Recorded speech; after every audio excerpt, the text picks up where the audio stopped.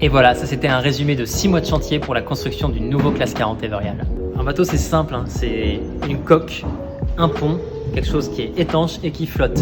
Le concept il est hyper simple mais à la fois hyper complexe en même temps. On part d'un moule, on met de la fibre de verre, on met de la mousse, on fait vraiment une coque. Ensuite on vient mettre des cloisons, on vient mettre un pont, on ferme tout ça. Aujourd'hui on en est à avoir un bateau qui est fermé et bon, il manque encore le petit bout dehors installé, le mât est un peu plus loin, la quille en fabrication, les safrans aussi. Et là, on est en train de mettre l'accastillage. Voilà, on est dans les finitions, c'est ce qui est hyper long. Et on pose en même temps l'électronique, l'électricité. C'est le chantier.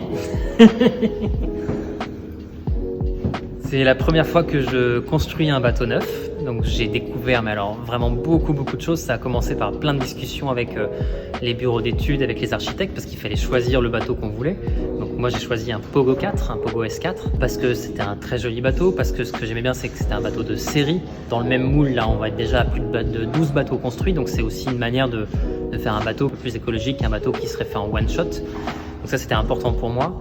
C'était important que ce soit aussi un chantier breton, pas loin de la maison, pour qu'il y ait moins de déplacements aussi entre tous les intervenants qui sont tous à l'échelle entre Concarneau, Lorient et compagnie. Sur un bateau, il y a beaucoup de monde qui travaille. Voilà, le rôle d'un skipper, c'est un peu de faire des choix. Tous les jours, on fait des choix. Il y a des gens qui nous posent des questions. Qu'est-ce que tu veux comme voile? Qu'est-ce que tu veux comme accastillage? Il y a plein de petits trucs qui font que ce bateau va être unique à sa manière, même si c'est un bateau de série. J'aurais mis un peu ma petite touche. Et ça vient de toute l'expérience que j'ai pu avoir en ayant fait du Mini, du Figaro, du Classe 40. J'ai pu choper plein de petites idées à droite à gauche. C'est un bateau qui sera fait pour durer et pour naviguer vite sur l'Atlantique. Un des choix principaux que j'ai fait pour le cockpit de ce bateau, et j'étais le premier à le demander donc pour le Pogo S4, c'était d'avoir un winch central et une descente avec un piano qui est vraiment au centre. Normalement, on a une porte centrale et on a un piano de chaque côté, mais l'inconvénient de ça, c'est qu'on a de l'eau qui circule. Et donc là, maintenant, moi, je vais avoir un poste de veille qui va être vraiment abrité. J'aurai peut-être un peu d'eau sur les jambes, mais j'aurai pas de l'eau dans le dos. Je pourrai avoir une bonne vision, avoir mes instruments, mes pilotes par ici.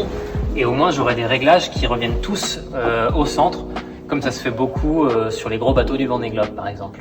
Un autre truc très sympa, ça c'est une petite touche que j'amène via l'écurie Kéros de Roland Jourdain, c'est un petit peu de carlin. Le carlin, c'est un matériel innovant qui est fait à base de liège, de lin et d'une résine qui est propre, c'est-à-dire que ça, je le mets au compost et ça se dégrade. Donc là, ça va être un petit crash test, on va voir comment ça résiste. Et j'ai aussi poussé le chantier Pogo à me faire, venez voir, une petite table à cartes, non pas en fibre de verre, mais pour le coup, en fibre de lin. Voilà. Donc c'est pas grand chose, je sais, c'est très symbolique, mais au moins on tente des trucs, on pousse un peu des chantiers à se mettre un peu à cette innovation d'avoir des matériaux un peu plus éco-responsables. Alors là déjà vous avez un petit œil sur toute l'électronique embarquée. Voilà, c'est vraiment plein d'électronique, plein de capteurs.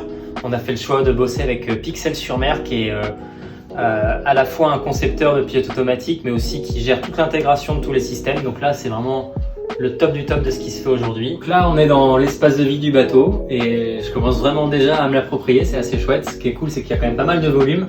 Ça, c'est le piano, la grosse boulotte centrale qui arrive au milieu, donc ça permet de s'accrocher, de faire passer plein de câbles. Ça donne beaucoup d'espace aussi pour installer l'électronique. Là, il y a le petit réveil, ça c'est le satellite. Derrière moi, vous avez les ballasts. Là, il y aura une petite bannette pour accrocher des sacs. Je sais pas encore si je dormirai dedans, on verra bien. Et sinon, je pense que je passerai ma vie dans un pouf 727 calé devant la table à cartes et pas loin de la descente, pas loin des instruments. Et voilà, j'ai hâte d'aller naviguer sur ce beau bateau.